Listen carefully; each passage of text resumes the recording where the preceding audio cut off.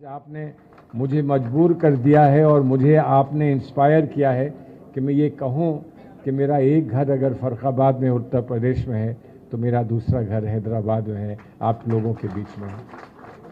लेकिन आज जब आपने मुझे फूलों से नवाजा, आपने इतने बड़े अवार्ड से नवाजा है, तो मैं क्या आपको बता सकूं कि हम लोगों के अरमान और हमारी तमन्ना क्या थी इस मुल्क के लिए, और आज क्या हमको देखना पड़ रहा है, आज क्या हमारे सामने, हमारी आंखों के सामने से गुजर रहा है, और कैसी कैसी बात आज हमको सुननी पड़ती है, बर्दाश्त करनी पड़ती है।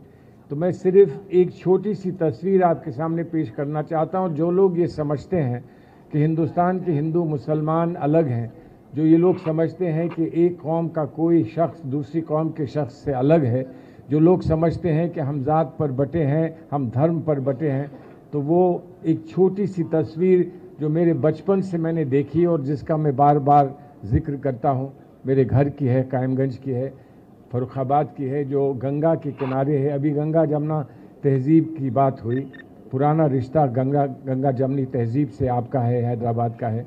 लेकिन गंगा के किनारे हम फर्रुखाबाद में सुबह सुबह जाकर देखते हैं कि गंगा के किनारे क्या हो रहा है, तो देखते हैं कि कुछ लोग गंगा के पानी में स्नान कर रहे हैं।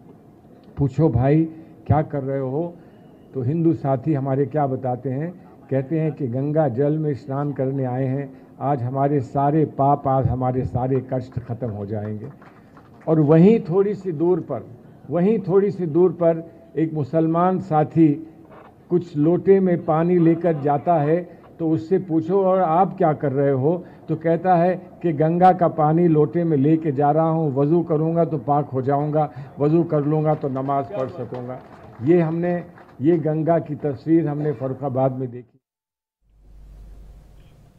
దేశంలో ఏ రాష్ట్రంలో లేని విధంగా తెలంగాణలో అభివృద్ధి జరుగుతోందన్నారు పీసీసీ చీఫ్ మహేష్ కుమార్ గౌడ్. అభివృద్ధి ఫలాలు అన్ని వర్గాలకు అందేలా ప్రభుత్వం ప్రయత్నం చేస్తోందన్నారు. హైదరాబాద్ పాత బస్తీలో మెట్రో గురించి ఆలోచించింది సీఎం రేవంత్ రెడ్డి ఒక్కరేనన్నారు. చార్మినార్ దగ్గర జరిగిన రాజీవ్ గాంధీ సద్భావన యాత్రలో పాల్గొన్నారు పీసీసీ చీఫ్. దేశాన్ని ఆధునికత వైపు నడిపించిన ఘనత రాజీవ్ గాంధీదని చెప్పారు. ఆయన బాటలో రాహుల్ నడుస్తున్నారని అన్నారు.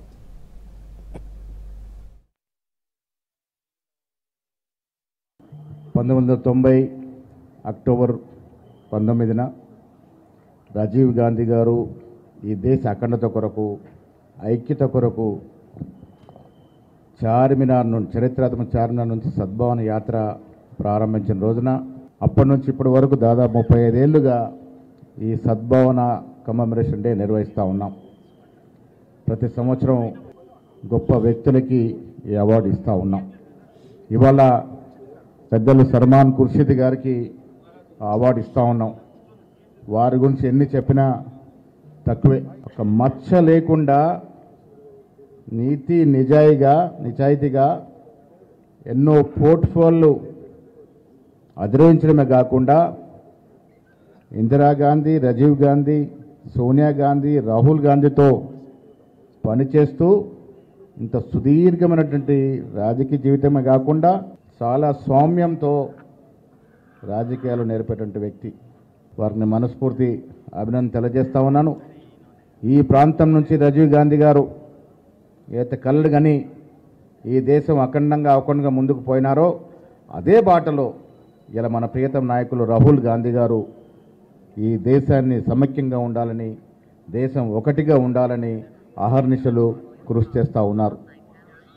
ఈ దేశంలో అందరికీ ప్రభుత్వ ఫలాలు అందే విధంగా వారి ప్రయత్నం, దాన్ని సాకారం చేసే దిశగా రాష్ట్ర ముఖ్యమంత్రి రేవంత్ రెడ్డి గారు కుల సర్వే చేయడం, ఈ రెండు చరిత్రాత్మక ఘట్టడాలు ఈ దేశంలో.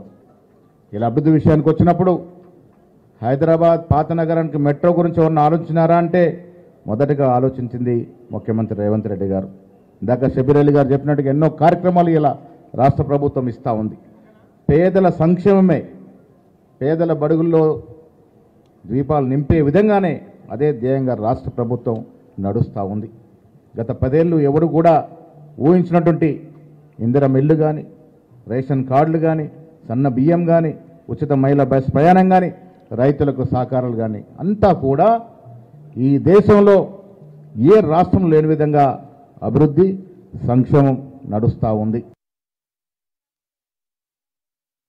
మరి ఈరోజు అవార్డు గ్రహీత పెద్దలు సల్మాన్ ఖుర్షీద్ గారి గురించి ఓ 2 మాటలు నేను మీ ముందు ఉంచుతాను.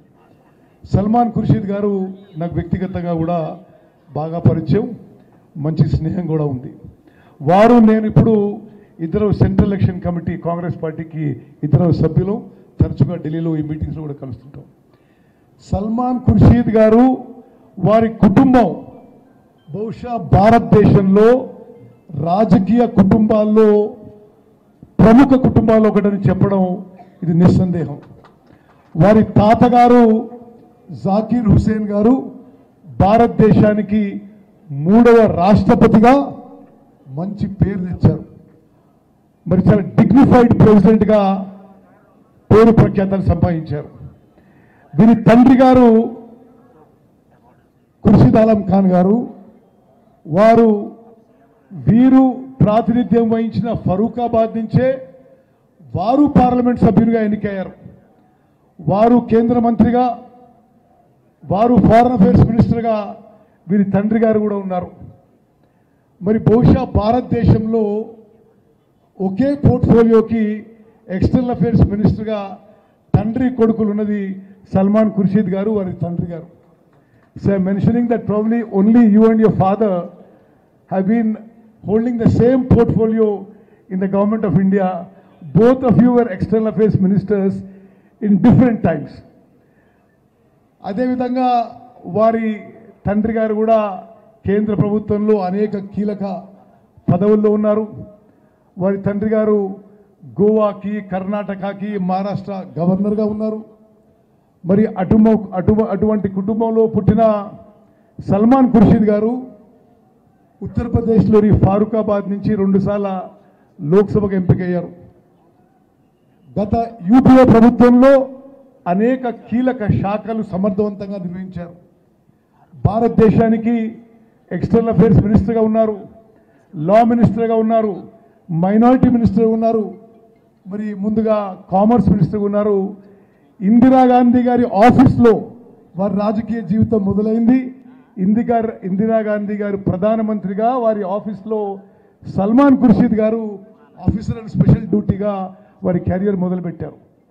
మరి దేశానికి, గాంధీ కుటుంబానికి ఇంత పెద్ద ఎత్తున సేవలు అందించిన సల్మాన్ ఖుర్షీద్ గారు, వారి కుటుంబ సభ్యులకి మరి నా అభినందనలు, శుభాకాంక్షలు తెలియజేస్తూ, అది గుర్తు చేసుకుంటూ ఈరోజు ఈ రాజీవ్ గాంధీ సద్భావన యాత్ర కమ్యూనికేషన్ కమిటీ మరి సల్మాన్ ఖుర్షీద్ గారికి ఈ అవార్డు ప్రజెంట్ చేయడం ఇది ఎంతో సంతోషకరం, అభినందనీయమని చెప్పిన విషయం అని చెప్పి నేను మనకు చేస్తున్నాను. So we heartily welcome you to Hyderabad. You also explain your long association and your family association, and we recognize the immeasurable contribution of your family to this country and to the Congress party and to the Gandhi family. అందరూ కూడా ఒకసారి చప్పట్లతో సల్మాన్ ఖుర్షీద్ గారిని అభినందించాల్సిందిగా కోరుతున్నాను. చివరిగా మరి ఈ రాజీవ్ గాంధీ సద్భావన విషయం మాట్లాడంటే, రాజీవ్ గాంధీ గారు కానీ గాంధీ కుటుంబంలో ప్రతి ఒక్కరూ భారతదేశం ఒక సెక్యులర్ దేశంగా ఉండాలి, అన్ని మతాలు, కులాలు, అన్ని జాతులు కలిసిమెలిసి ఉండి ఒక మంచి వాతావరణంలో సద్భావనతో ముందుకు పోవాలి, దేశంలో సామాజిక న్యాయం ఉండాలి, ఇంక్లూజివ్ గ్రోత్ ఉండాలని కాంగ్రెస్ పార్టీ కానీ గాంధీ కుటుంబం ఎల్లప్పుడూ కోరింది.